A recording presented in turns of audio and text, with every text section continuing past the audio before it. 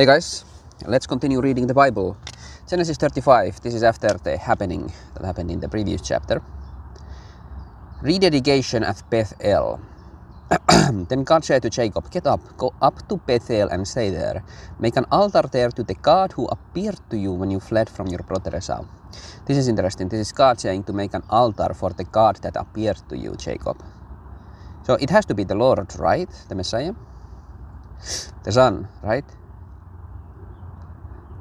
So Jacob said to his household and to everyone who was with him, "Get rid of the foreign gods that are among you, cleanse yourself and change your clothes." Really? It hasn't been said before? It's kind of weird. "Now let's get up and go up to Bethel so that I can make an altar there to God, who answers me in the day of my distress and has been with me in the way that I have gone." It probably has been said before. Maybe that's something that's like finds its way in. Because these fake gods, false gods, they're kind of temptation-based, right?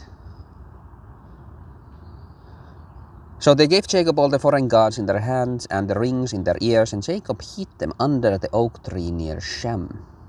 Then they journeyed, and the terror of God was on the cities that were around them, so they did not pursue Jacob's sons. There's a lot of symbolism around oak trees, right?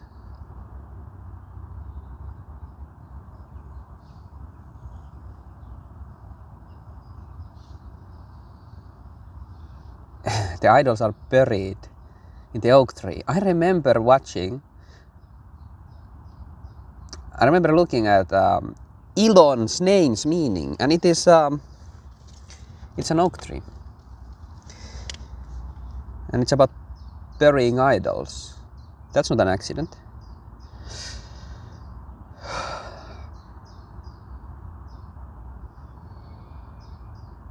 I don't think there are many people in the world who think like me. That are alive, at least. Anyway, then Jacob arrived at Luz in the land of Canaan. This is Bethel, he and all the people who were with him. He built an altar there and called the place El Bethel, because God had revealed himself to him there when he fled from the presence of his brother. Is this talking about the Lord who struggled with him? Maybe not. Maybe this is a different angel?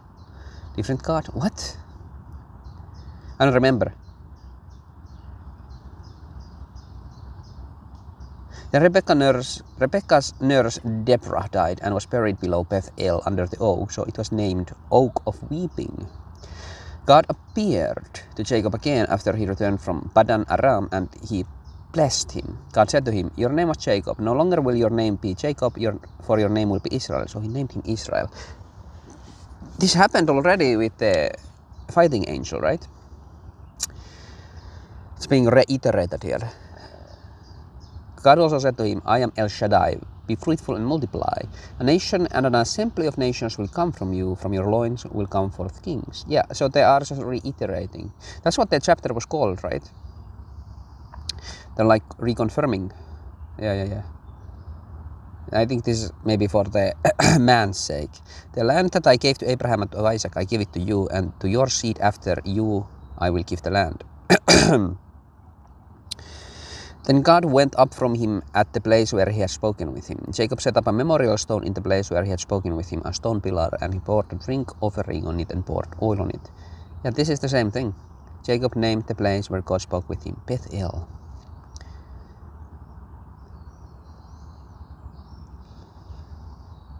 Rachel's death in childbirth. Oh, I don't remember this happening. Then they traveled from Bethel, and while they were still a distance from entering Ephrath, Rachel began to give birth, but her labor was difficult. While she was struggling to give birth, the midwife said to her, "Don't be afraid, for this is also a son for you." Now as her soul was departing, for she died, she named him Ben-Oni, but his father named him Benjamin. Then Rachel died and was buried on the way to Ephrath, that is Bethlehem. Jacob set up a memorial stone over her grave. It is the memorial stone of Rachel's grave to this day.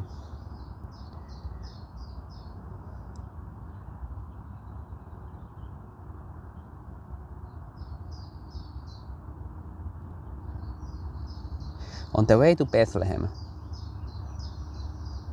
she was buried. This is one of the women who gave birth leading up to David, and then of course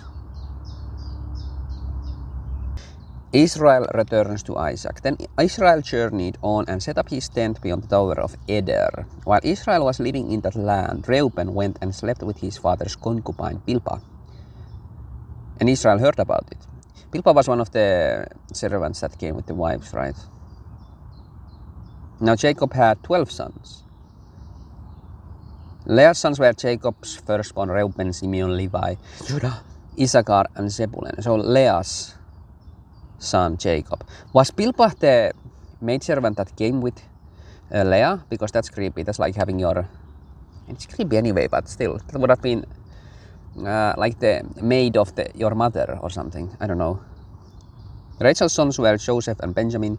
The sons of Bilhah, Rachel's... Oh no, it was Rachel's female servant who the firstborn slept with. Were Dan and Naphtali, and the sons of Zilpah, Leah's female servant, were Gad and Asher. These are Jacob's sons who were born to him in Padan Aram. Then Jacob came to his father Isaac at Mamre of Kiriath Arba, that is Hebron, where Abraham and Isaac had stayed. Now Isaac's days were 180 years. Then Isaac breathed his last and died, and was gathered to his peoples, old and full of days, so his sons Esau and Jacob buried him. Yeah, okay.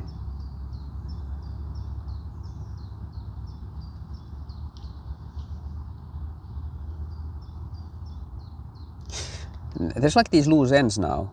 Like, first of all, there's the idol statues that Rachel, Jacob's wife, still has, right? What happened to those?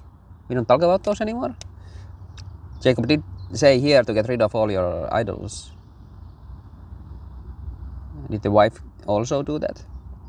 And now we have this strange thing when one of the sons sleeps with like the maid servant of one of his dad's wives that he also birthed children from, right?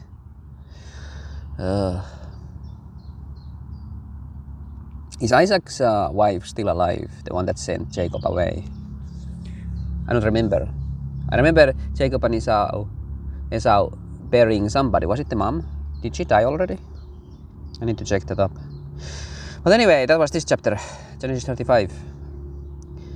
Loose ends are mounting up, and we are told to make every thought captive to Christ. Do they get captive to Christ in this story also? In these lives lived? That's what we are supposed to do with our lives. Tie them up to Christ. Somehow. All the things that happen. Anyway, God bless you.